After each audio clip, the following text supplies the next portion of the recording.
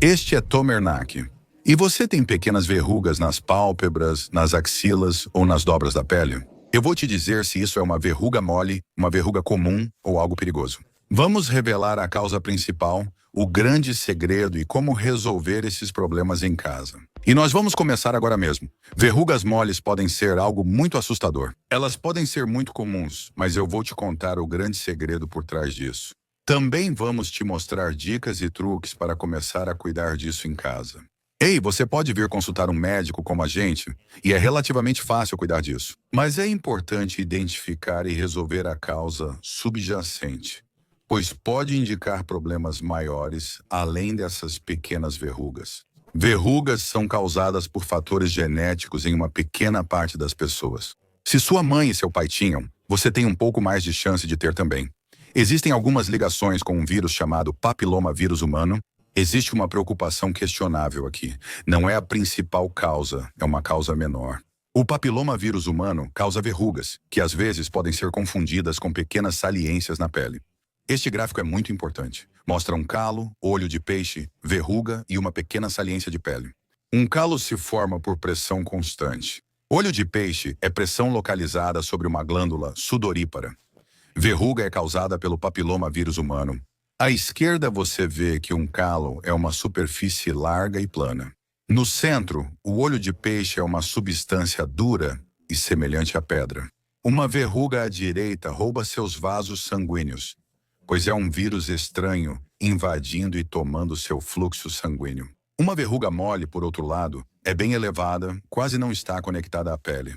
O pedúnculo pode ser bem fino, como nestes, ou crescer bastante, chegando a esse tamanho. Então, bem aqui, um calo aparece em áreas de grande pressão e mais espalhadas. Um olho de peixe aparece em áreas muito específicas e concentradas, geralmente nos dedos dos pés ou embaixo das articulações dos dedos. E uma verruga. Você pode ver aqueles pontinhos pretos ou vermelhos no meio, que mostram que há vasos sanguíneos, como eu mostrei naquela imagem antes. As verrugas filiformes surgem no pescoço, pálpebras, axilas e dobras da pele. Geralmente vem com sintomas que vou citar. Antes da causa mais comum, o que é isso? Qual o nome técnico? O nome médico é chamado nacrocodone. Esse é o nome técnico para isso. A boa notícia é que não é cancerígeno, mas remover as verrugas não elimina o que as causou em primeiro lugar. O que é uma lesão cancerígena versus uma não cancerígena? Essas verrugas são lesões benignas. Um tumor cancerígeno é uma célula que se divide descontroladamente. Ele pode ser localizado, mas pode se espalhar para o resto do seu corpo. Essas lesões não são assim.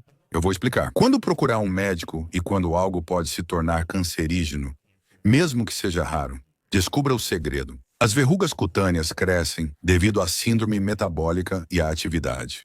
Isso está fortemente associado ao diabetes tipo 2, à síndrome metabólica, à obesidade, e tudo isso porque essas condições levam à resistência à insulina.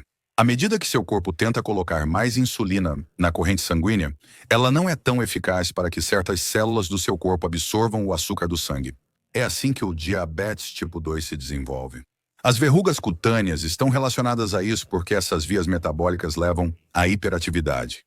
Então a pele continua a se desenvolver e, eventualmente, surgem essas verrugas. O motivo está relacionado às suas mitocôndrias. A insulina tem uma disfunção com suas mitocôndrias. Isso causa problemas de energia e também leva ao surgimento dessas dobras na pele. Na verdade, a verdadeira causa dessas dobras na pele é o excesso de alimentos processados, carboidratos demais, açúcares simples em excesso.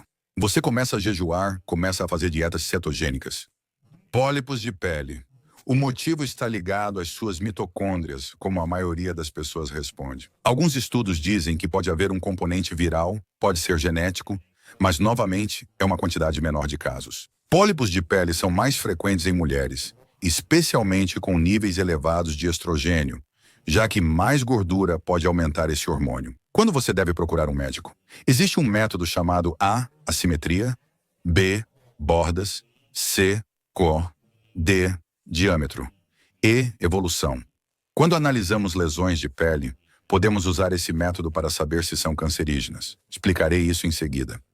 Então aqui está o A, assimetria, B, bordas, C, cor, D, diâmetro, E, evolução. É assim que os médicos geralmente avaliam o que é perigoso e o que deve ser investigado mais a fundo e o que pode ser deixado para depois com segurança. Porque existem 3 tipos de câncer. Existe o carcinoma basocelular, que é meio como aquele grande cheio de veias. São os menos perigosos e menos propensos a causar problemas. O carcinoma de células escamosas é intermediário. É perigoso, deve-se fazer biópsia, principalmente do melanoma, o mais grave. Os 3 precisam ser biopsiados. Se todos os 3 basicamente atendem a pelo menos alguns dos critérios A, assimetria, B, bordas, C, cor, D, diâmetro, E, evolução, então você deve fazer uma biópsia com seu dermatologista ou podólogo, se estiver no seu pé. Então, o que acontece com todos esses, em geral, é que eles atravessam a pele. Então, se eles estão apenas nas camadas mais superficiais da pele, não há absolutamente nenhum perigo. Eles podem permanecer lá por mais de 20 anos, como ocorre com a maioria dos carcinomas basocelulares. Mas quando você começa a entrar no estágio 1, estágio 2 e além, isso é mais comum com melanomas. Melanomas são conhecidos por penetrar profundamente na pele e aparecem como placas pretas. Isso pode ocorrer sob sua unha do pé, no pé ou no rosto. Agora, alguns estudos mostram que não é necessariamente mais comum em pessoas expostas à luz solar. É basicamente sobre isso que o Dr. Ken Berry falava. O importante são os ABCDEs. Veja como fazer isso em casa. A significa assimétrico. Se não for circular, como uma sardinha, isso já é um ponto suspeito. Então, deveria ser bem circular. A borda. Ela é uma borda lisa ou é irregular, mal definida, recortada? Quanto mais mal definida for a borda, mais perigoso é. Cor. A cor é consistente? Por exemplo, uma pinta é redonda, borda regular e definida, e a cor é um pouco mais escura no centro. Então, às vezes, isso pode estar sangrando. Às vezes pode ser preto, azul, descolorido, vermelho ou branco. E o próximo é o diâmetro, que é a profundidade. Normalmente, melanomas têm mais de 6 milímetros. Costumo dizer o tamanho de uma borracha de lápis ou em evolução. Quando um médico pede para ficar de olho, geralmente não está preocupado. Se ela crescer um pouco e você notar, tipo, ei, cresceu em um mês, faça uma biópsia. Em consultórios de podologia ou clínica geral, se houver preocupação, pode-se coletar uma pequena amostra. Sabe, obviamente, se for um grande melanoma ou algo assim, o que eu faria nesse caso seria encaminhar para um especialista em câncer. Veja os principais avanços que um cirurgião plástico pode oferecer. Se você tem uma lesão cancerígena grande e suspeita que foi confirmada como câncer, passo 1. Você remove quase tudo na cirurgia e coleta uma amostra. O patologista dirá se ainda restou algo. Então você remove um pouco mais, mas não muito mais, e aí coleta outra amostra. O patologista pergunta, você retirou tudo ou ainda restou algo? Então você continua cortando em pedaços menores até ter certeza de que tirou tudo. Isso dura cerca de 1 hora. Depois você pode ir à sala de espera. Quando sua amostra voltar, você saberá se pode ir para casa em segurança, tendo removido tudo, ou se precisa retornar para retirar mais. A maioria das cirurgias é assim. Você busca solução. Este é um ranking dos piores aos melhores tratamentos. Dica: a cirurgia resolve isso rapidamente, enquanto tratamentos podem levar mais tempo, mas devem ser rápidos. Com todos esses, você vai querer pegar um cotonete e limpar a área com álcool. O número 1 é o óleo de melaleuca. O óleo de melaleuca é antiviral e antifúngico.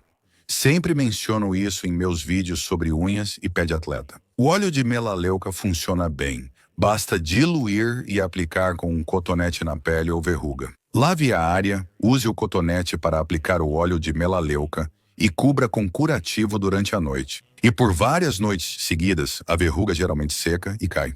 Outro truque interessante é a casca de banana. Não descarte cascas de banana velhas se tiver verrugas, pois podem ajudar a secar a pele. Isso pode ser devido às propriedades antioxidantes nelas. Pegue um curativo ou fita adesiva e um pedaço de casca de banana. Depois, use a tesoura. Corte um pedacinho, coloque sobre a sua verruga e prenda com fita.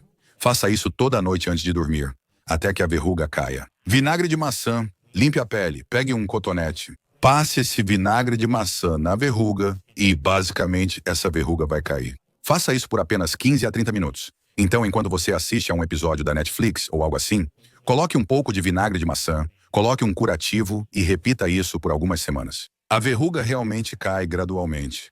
A ideia aqui é que a acidez do vinagre de maçã remove a verruga. Existe outra combinação que outro médico, Dr. Berg, usa aqui, mas ele recomenda iodo e extrato de alho. Então é só amassar um pouco de alho, colocar um pouco de povidona iodo, mas realisticamente isso provavelmente não é algo que a maioria das pessoas tem em casa.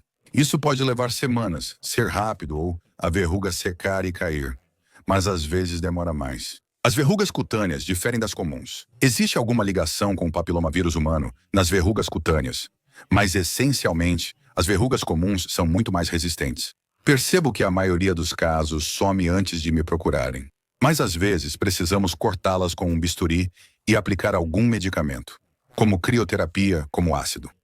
Esses métodos funcionam bem, especialmente no pé ou nas pontas dos dedos. Para verrugas e acrocórdons, você pode comprar kits de crioterapia e ácido na farmácia. O grande segredo para resumir isso é: quanto maior o seu peso, maior a sua resistência à insulina. Isso realmente causa esses acrocórdons. Com a redução do peso, melhora da síndrome metabólica e diminuição da resistência à insulina. Seus acrocórdons, na maioria dos casos, vão desaparecer completamente sozinhos. Não fique indo ao médico pelo resto da sua vida, fazendo com que a gente remova esses acrocórdons. Certifique-se de que eles não voltem e use isso como uma oportunidade para ficar mais saudável pelo resto da sua vida. Ei, adivinha só? Nós temos um livro fenomenal. Eu acredito que este é o principal livro sobre dor crônica nos nervos e dor por polineuropatia no mundo. Dediquei anos atendendo milhares de pacientes com polineuropatia.